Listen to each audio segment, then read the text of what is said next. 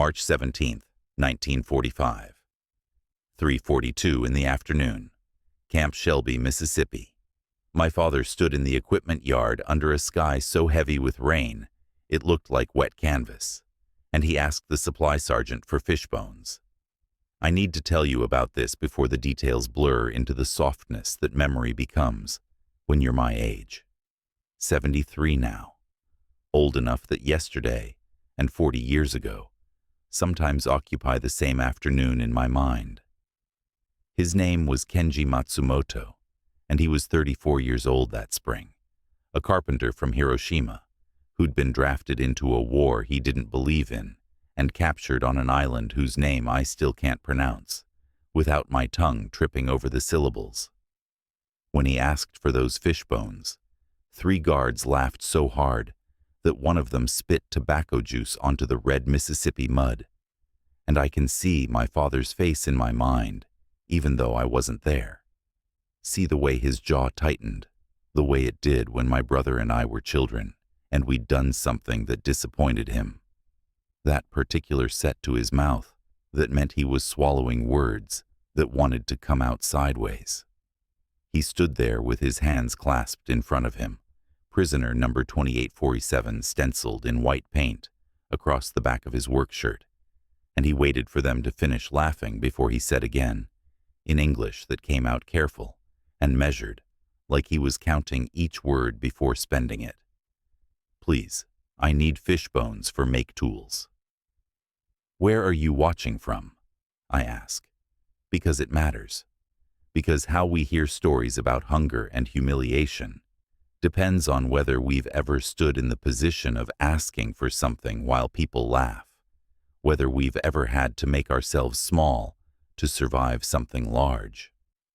My father had been a master carpenter before the war, the kind of craftsman who could look at a piece of wood and see the furniture hiding inside it, who built temples and houses and once, for a wealthy merchant in Osaka, an entire tea room that seemed to float above its garden without touching the ground. He had hands that knew things, knew how grain ran and where knots hid, and which joints would hold for 100 years and which would fail in 20. When they conscripted him in 1943, he was building a school in our neighborhood, a project that had taken him 2 years because the war had made good lumber scarce, and he refused to use wood that wasn't worthy of children's futures. He never finished that school. They gave him a rifle instead of a saw, taught him how to kill instead of how to build, and sent him to New Guinea, where the jungle was so thick that men disappeared into it like they'd never existed at all. He survived 18 months in that green hell, survived dengue fever and dysentery, and the kind of combat that left him with a scar across his ribs that looked like someone had tried to unzip his body. And when the Americans captured what was left of his unit in January 1945, he had lost 40 pounds and gained a tic in his left eye that showed up whenever he was tired or stressed or remembering things he didn't want to remember. They shipped him to Mississippi in February, to Camp Shelby, which sprawled across 134,000 acres of pine forest and red clay hills and humidity that felt like being slowly drowned in warm bathwater. The camp had been built to train the 442nd Regimental Combat Team, Nisei soldiers, Japanese Americans fighting for a country that had put their families in internment camps. And after those men shipped out to Europe, the army converted part of it to hold prisoners of war.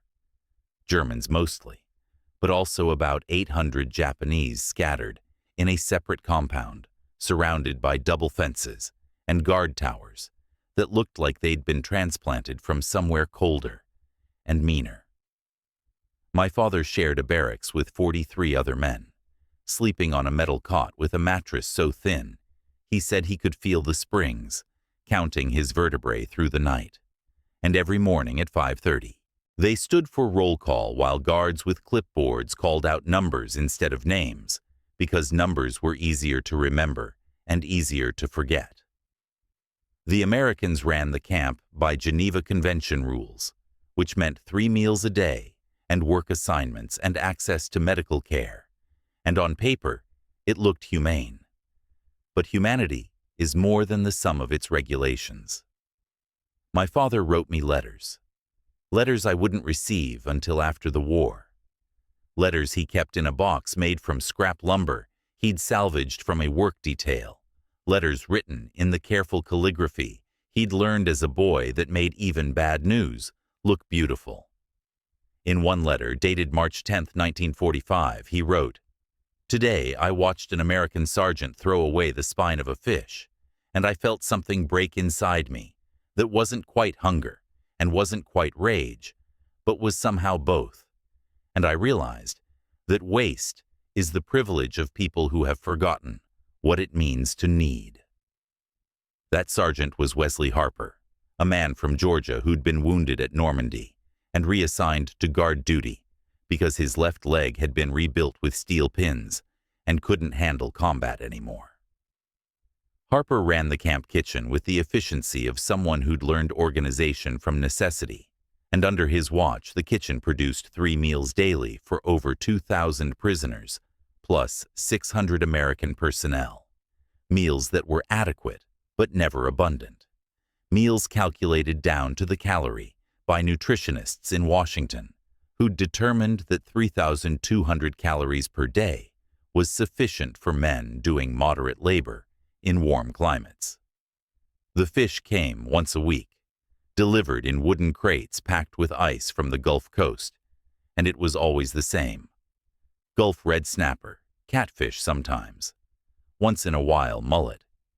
Fish that had been caught in waters my father had never seen, by men who probably never thought about who would eat their catch, or how far it would travel, or what it meant to men who remembered the taste of fish, caught in different waters under different circumstances. Sergeant Harper's kitchen staff would clean the fish, fillet them efficiently, and serve the meat with whatever vegetables were in season, and rice that my father said tasted like it had been cooked by people who'd never eaten rice with reverence, people who treated it as fuel rather than foundation. The bones and heads and fins went into a large garbage barrel that sat behind the kitchen, a barrel that was emptied twice a week by a crew of German prisoners who hauled it to a pit outside the camp, where everything was burned or buried, depending on what the Army manual said about waste disposal in military facilities. My father watched that barrel for 3 weeks before he approached Sergeant Harper about it, watched and calculated, and turned an idea over in his mind, the way he used to turn pieces of wood, examining it from every angle before committing to a cut. He'd noticed that the bones, especially the bones from the larger snapper, were dense and hard, the kind of bone that doesn't splinter easily, bone that holds an edge when properly shaped. He'd also noticed that the camp had a shortage of certain tools, small tools that men needed for the tiny repairs and adjustments that make confined life bearable.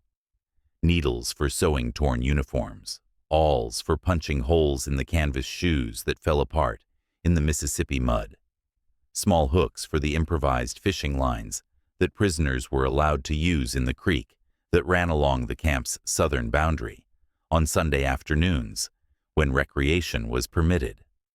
The camp canteen sold some of these items, but not enough, and the prices in camp scrip meant that a needle cost half a day's wages from a work detail, wages that most men saved to buy writing paper or tobacco, or the occasional can of sardines that tasted like memory. So, my father, with the logic of a carpenter who'd spent his life solving problems with materials at hand, looked at discarded fish bones and saw possibility, saw a way to make tools that could be distributed or traded, tools that could give men small measures of control over their immediate environment, which is what dignity looks like when you're a prisoner. When he finally approached Sergeant Harper, it was on a Thursday afternoon, during the lull between lunch cleanup and dinner preparation, when the kitchen staff had a few hours to rest or play cards, or write letters home. My father had been assigned to the kitchen detail 3 weeks earlier, assigned because his English was marginally better than most prisoners, good enough to understand basic instructions and respond to questions. English he'd learned from an American engineer who'd worked on a bridge project near Hiroshima before the war and who'd stayed at my father's boarding house for 6 months, teaching him vocabulary in exchange for my father's help with Japanese phrases and customs. Harper was sitting on an overturned crate in the shade behind the kitchen, smoking a cigarette and reading a letter that had been folded and unfolded so many times. The creases were starting to tear, and when my father approached, he looked up with the expression of someone whose rest has been interrupted, but who's too tired to be properly annoyed about it. My father bowed slightly, a gesture that had become automatic, even though he knew Americans found it strange, and said in his careful English, "Excuse me, Sergeant Harper. I would like to ask about fish bones." Harper squinted at him through cigarette smoke, then glanced at the garbage barrel as if to confirm it was still there. "What about them?" "I would like to have them, please, instead of throwing away." "You want garbage?" Harper's tone wasn't hostile, just confused, the confusion of someone trying to understand why anyone would request something explicitly designated as waste. "Not garbage," my father said, and then he pulled from his pocket a small object he'd been working on in secret for the past week, carving it late at night by moonlight that came through the barracks window, working slowly so the sound wouldn't wake the men sleeping nearby. He held it out to Harper, a needle about 3 inches long, carved from a chicken bone he'd salvaged from a previous meal. The eye carefully drilled using a piece of wire he'd heated over a cigarette, the point ground sharp against a concrete step. Harper took the needle, turned it over in his fingers, tested the point against his thumb, and then held it up to the light filtering through the pine trees that surrounded the camp like walls made of shadow. "You made this?" he asked, and my father nodded, and Harper said something under his breath that might have been a curse, or might have been respect. It was hard to tell with Americans sometimes. "From chicken bone," my father explained, pointing at the garbage barrel. "Fishbone is better, harder, stronger, not break easy. I can make many tools if you permit." Harper sat there for a long moment, the cigarette burning down between his fingers, the letter from home, forgotten, in his lap. And I imagine he was doing calculations of his own, not the kind my father did about bone density and tool potential, but the kind that soldiers do about regulations and risks, and whether helping prisoners be slightly more comfortable was worth the paperwork if someone higher up decided to ask questions. Finally, he said, "I'll need to clear it with Captain Morrison," who was the camp's executive officer, a man from Pennsylvania who ran everything by the book, but who also understood that small concessions prevented large problems, that men who had projects had less time to plan escapes or organize resistance. Morrison approved it 2 days later with conditions. My father could have the fish bones, but only after the kitchen staff had finished with them. He could work on his projects only during designated recreation hours. Any tools he made had to be inspected by guards before being distributed, and if anyone used a bone tool as a weapon, the privilege would be immediately revoked for everyone. My father agreed to all of it, bowed his thanks to both Morrison and Harper, and that Saturday when the fish came, he received his first batch of bones, 6 complete skeletons from red snapper that had been caught off the Louisiana coast and transported north in melting ice, bones that still smelled like salt water and deep places. He cleaned them carefully that evening, boiling them in a tin can over a small fire he was allowed to build in the recreation yard, using a piece of wire to fish them out when they were clean, laying them on a scrap of canvas to dry in the evening air that smelled of pine and rain and the particular loneliness of men far from home. Other prisoners watched him work, curious at first, then interested, and then, when they understood what he was making, something that looked almost like hope. The first tool he completed was a proper needle, not the crude prototype he'd shown Harper, but a refined version. The eye perfectly circular, the point sharp enough to push through the heavy canvas of their uniform jackets without bending. He gave it to a prisoner named Tanaka, no relation despite the shared name, whose uniform had torn at the shoulder and who'd been walking around for weeks with the tear expanding daily, because the camp canteen had run out of needles and wouldn't get more until the monthly supply shipment arrived. Tanaka took the needle, stared at it like it was something holy, and then did something my father hadn't expected. He bowed, deeply, the kind of bow you give to teachers or priests, or people who've given you something that matters more than its physical form. Word spread through the compound, the way word spreads in confined spaces, quickly and with embellishment, so that by the next morning, half the prisoners believed my father could make anything from fish bones, could carve tools and weapons, and possibly magic if given enough raw material.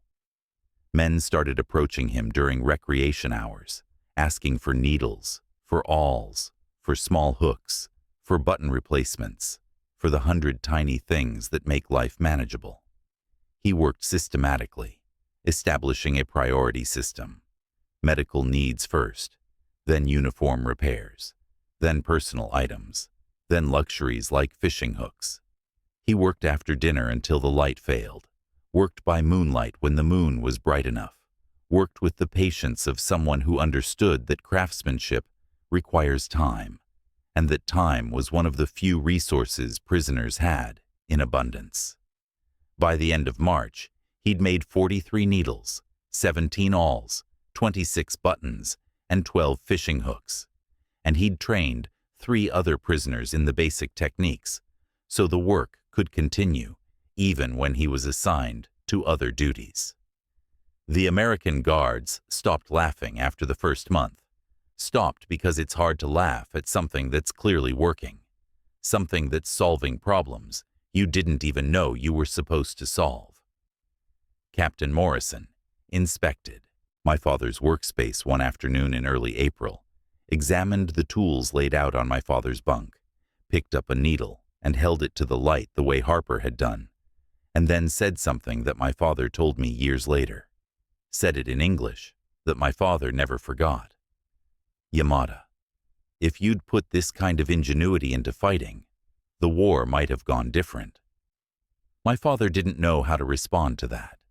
Didn't know if it was a compliment or an insult, or just an observation from a man who'd seen too much war and was trying to make sense of how enemies could be enemies on battlefields and just men in prison camps. So he just bowed and said, "Thank you, sir," because thank you was safe, and sir was expected, and together they made a response that didn't require him to have opinions about the war or ingenuity or the various ways survival manifests itself. But Morrison's comment stuck with my father, needled at him the way his own needles needled through canvas. And that night, he wrote one of those letters he kept, hidden, a letter to me that I wouldn't read until I was 13, a letter that said, "People think ingenuity is about intelligence, but it's really about desperation, about needing something badly enough that you're willing to look at garbage and see possibility. And maybe the reason I'm good at this is because I've been desperate for a very long time. Desperate to be useful. Desperate to be more than a number on someone's clipboard. Desperate to make something instead of just waiting to be unmade." The tools changed things in ways that were hard to measure, but easy to feel. Men who'd been walking around with torn uniforms got them repaired. Men who'd been trying to sew with improvised thorns or bits of wire got real needles. Men who'd been spending their recreation time staring at fences got fishing hooks that let them spend Sunday afternoons at the creek, catching small bass and catfish that supplemented their diet and gave them something to talk about besides the war and captivity and the increasingly obvious fact that Japan was losing. The guards noticed the change too, noticed that there were fewer fights in the compound, fewer incidents of what the army called agitation, fewer men sitting alone with the expression of people whose minds had gone somewhere their bodies couldn't follow. Sergeant Harper mentioned it to my father one day, while my father was helping prepare lunch, mentioned it casually while peeling potatoes, said, "Things been quieter since you started your bone project." And my father said, "Men need to make things, need to feel hands doing something useful." And Harper nodded and said, "Yeah, I guess that's true for everybody, prisoners or not." It was the most personal conversation my father had with any American during his entire captivity, that brief exchange over potato peelings, and he treasured it in the way you treasure small kindnesses in hard times, turned it over in his memory, the way he turned bones before carving them. But not everyone was happy about the project. There was a prisoner named Lieutenant Sakamoto, a career officer who'd survived 3 campaigns before capture, a man who believed that accepting help from Americans, even help in the form of garbage bones, was a form of collaboration, that making life in the camp more bearable was the same as accepting the legitimacy of their capture. Sakamoto gave speeches during the evening hours when guards weren't paying close attention, speeches about honor and duty, and how every small comfort was a betrayal of the men still fighting, the men still dying, the emperor still waiting for his soldiers to choose death over disgrace. He never mentioned my father by name, but everyone knew who he was talking about when he said, "Some men trade their dignity for fish bones, trade their honor for the approval of their captors." My father heard these speeches, heard them, and felt them like splinters working their way under his skin. But he kept working because he'd made a different calculation about dignity and honor, had decided that keeping men functioning and sane and capable of eventual return to their families was worth more than symbolic gestures that satisfied only the person making them.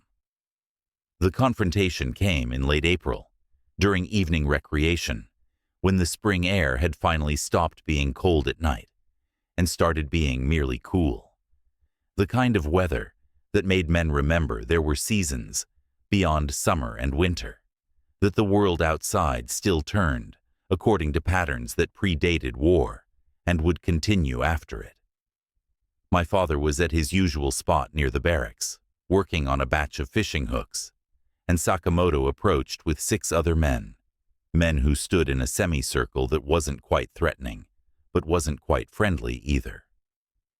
Sakamoto was tall for a Japanese man of that generation, maybe 5'9", and he carried himself with the rigid posture of someone who'd spent 20 years learning how to embody authority, someone for whom standing at attention had become indistinguishable from standing at all. He said to my father, in Japanese, because he refused to speak English in the camp, refused to give Americans even the small victory of hearing their language from his mouth. "Oppan, hachi wo shiranai no ka," which means, "Do you have no shame?" My father looked up from his work, set down the bone he was carving, and met Sakamoto's eyes with the steady gaze of someone who'd anticipated this moment and prepared for it. He responded, also in Japanese, "Si ha onki yombiru shi wo ewenbu," which translates roughly to, "I choose the shame of survival," but which carries nuances that English can't quite capture, implications about pride and pragmatism, and the different kinds of courage required for different kinds of battles. Sakamoto's jaw tightened, and he said, "Kore ha shengtsun de hanai, kore wa kyolik da," meaning, "This is not survival, this is collaboration." And my father said, 有農具で芯を作ることが協力なら、あなたの定義は広すぎる。Which means, if making needles from fish bones is collaboration, then your definition is too broad. And Sakamoto said, お前は我々全員を弱く見せている. Meaning, you make all of us look weak. And that's when my father stood up slowly because he wasn't a young man, and his knees had learned to protest sudden movements. Stood up and said, in a voice that was quiet, but carried, 父は誰も弱く見せていない。私はただ我々がまだ生きていることを思い出させているだけだ。Which means, I make no one look weak. I merely remind us that we are still alive. The other prisoners had gathered by then, drawn by the tension that conflict creates even when conflict is conducted in quiet voices, and they stood in a wider circle, watching two different philosophies of captivity face each other across a space of maybe 6 feet. Sakamoto looked at my father for a long moment, looked at the tools spread on the canvas beside him, looked at the faces of the men watching, and whatever calculation he made in that moment led him to turn and walk away, without another word, and the 6 men who'd come with him followed, and the confrontation ended not with resolution, but with the understanding that some arguments can't be won, only endured. My father sat back down, picked up the bone he'd been working on, and resumed carving, but his hands were shaking slightly, and he had to stop twice to breathe deeply, to settle the adrenaline that had flooded his system during the exchange. A prisoner named Hayashi, a farmer from Hokkaido, who'd been watching the whole thing, came over and sat down beside him and said quietly, Yongchi arufa yandatta, meaning, that was brave, and my father shook his head and said, Yongchi de hanaku, dan nitireta dakeda, meaning not brave, just tired, which was the truth. He was tired of fighting, tired of war, tired of men who confused stubbornness with strength and inflexibility with honor. That night he wrote another of his hidden letters. Wrote, Today I learned that survival has enemies among the survivors, that some men would rather everyone die with dignity than anyone live with compromise, and I understand their position even as I reject it. Understand that they're clinging to the old rules, because releasing those rules means admitting that everything we were taught about honor might have been wrong, or at least insufficient for the world war has created.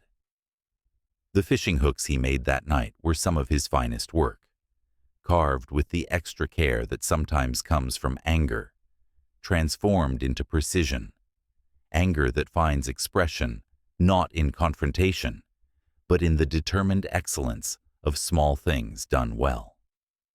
By May, the camp had settled into a rhythm that included my father's work as a regular feature, as much a part of the routine as morning roll call and evening meals. Men knew that if they needed something repaired, they could approach Yamada during recreation hours, could trade labor or extra rations, or just goodwill in exchange for tools that made confined life slightly more livable. My father established a kind of informal economy. He didn't charge for urgent repairs, for things that kept men functional, but for luxury items like fishing hooks or decorative buttons, he accepted payment in the form of help with other projects or extra portions at meals, or sometimes just conversations, because loneliness was a currency too, and my father had discovered that he was lonely in ways that physical companionship couldn't fully address. Lonely for the kind of conversations he used to have with other craftsmen about technique and materials, and the satisfaction of work done properly. He became friendly with a German prisoner named Klaus, who worked in the carpentry shop where prisoners built furniture for the camp's administrative offices. Became friendly despite the fact that they'd technically been allies in a war neither of them had wanted and were now prisoners of the same enemy, which created a bizarre kind of camaraderie, a sense that they were both participants in history's strange jokes. Klaus spoke some English, and my father spoke some English, and together they had enough language to discuss the properties of different materials, to share techniques for working with limited tools, to complain about guards who didn't understand that good work required time and couldn't be rushed just because someone had filled out a requisition form. Klaus taught my father how to use the camp's grinding wheel to sharpen bone tools more efficiently, and my father taught Klaus a Japanese joinery technique that didn't require nails, and they spent Sunday afternoons together working on projects that had nothing to do with war and everything to do with the human need to make things that last. The American guards mostly left my father alone after Morrison's inspection. Left him alone, not because they'd developed any particular fondness for Japanese prisoners, but because his work made their jobs easier, made the compound quieter and more manageable, and soldiers appreciate anything that makes their lives simpler. But there was one guard, a private named Deacon from Alabama, who'd grown up in a place where racism was taught as casually as arithmetic, and where Japanese people were essentially indistinguishable from Chinese people or any other category of foreign that his education and upbringing had prepared him to despise. Deacon made a point of walking past my father's workspace during recreation hours, made a point of kicking dust onto the canvas where tools were laid out, made comments just loud enough to be heard, but just quiet enough to have plausible deniability about whether they were meant to be heard. Comments about Japs playing with garbage and fish heads making fish toys, and other phrases that creativity and malice had combined to produce. My father ignored him, the way you ignore weather you can't change, just kept working, kept his head down and his hands busy. But ignoring malice doesn't make it disappear. It just means you're carrying it internally instead of confronting it externally. And my father carried a lot during those months, carried it in his shoulders that were starting to round, and in his jaw that clenched during sleep, and in the space behind his eyes where anger and exhaustion lived together like uncomfortable roommates. Then came the incident with the fish delivery, the thing that changed everything. It was June 14th, 1945. I remember the date because my father wrote it in capital letters in one of his hidden letters, underlined it 3 times like he was afraid he'd forget. And the weekly fish shipment arrived late, arrived already starting to smell because the ice had melted during transport, and the June heat had accelerated the process of decomposition that begins the moment anything dies. Sergeant Harper took one look at the fish, one smell of them, and declared the entire shipment unfit for consumption, told the delivery driver to take them back or dispose of them properly, and the driver, a civilian contractor who didn't want to drive all the way back to the coast with a truck full of rotting fish, asked if he could just dump them in the burn pit outside the camp. Harper said yes, go ahead, and that would have been the end of it, except my father was helping in the kitchen that day and heard the conversation and asked Harper, through hand gestures and his limited English, whether he could have the fish before they were burned, not the meat which was spoiled, but the bones which were still good, still usable.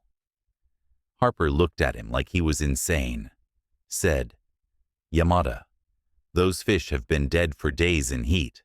They're rotten. They smell like hell. You don't want anything to do with them." And my father said, "I only need bones. Bones don't rot same way as meat." And Harper shook his head but said, "Fine, whatever. Take what you want, but do it downwind of everything, because I don't want to smell that mess."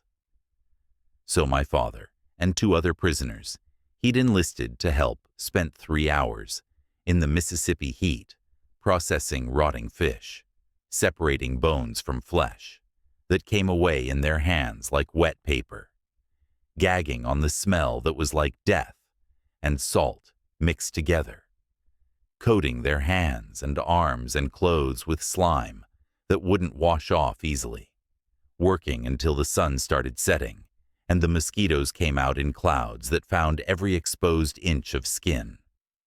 They extracted bones from 87 fish that day, bones that my father cleaned meticulously over the next week, boiling them multiple times, scrubbing them with sand, leaving them in the sun to bleach and deodorize, transforming garbage into raw material, with the kind of patience that Americans seemed to find both admirable and incomprehensible.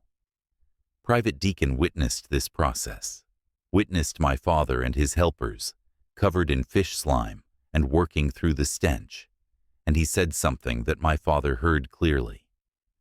"Look at them Japs, playing in garbage like that's where they belong."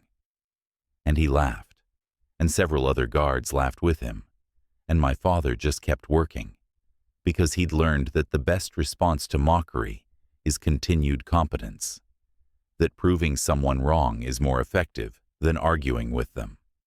But one person who didn't laugh was Sergeant Harper's assistant, a corporal named Vincent Chen, who was Chinese-American, from San Francisco, who'd volunteered for service after Pearl Harbor to prove loyalty to a country that had already been questioning it, who understood better than most what it meant to be Asian in America during a war against Japan. Chen waited until Deacon had walked away, then came over to where my father was working and said quietly, "Don't listen to him. What you're doing is smart, turning waste into tools." And my father looked up, surprised, because guards rarely offered anything that resembled kindness or approval, and he nodded his thanks because his English wasn't good enough to express what that small gesture meant. The bones from those rotted fish turned out to be exceptional material, larger than usual, harder, denser, perfect for making tools that needed to hold an edge or bear weight. My father made his finest work from them. Needles that could pierce leather, awls that could puncture the thick rubber of work boots, hooks strong enough to catch fish that actually fought back instead of the small passive ones that inhabited the Camp Creek. He made 200 tools from those bones over the course of 3 weeks, working every evening until his hands cramped and his eyes blurred from the close work, and he distributed them throughout the camp, gave them to men who needed them and men who didn't strictly need them, but who needed something to own, something to control, something that was theirs in a place where nothing was truly theirs.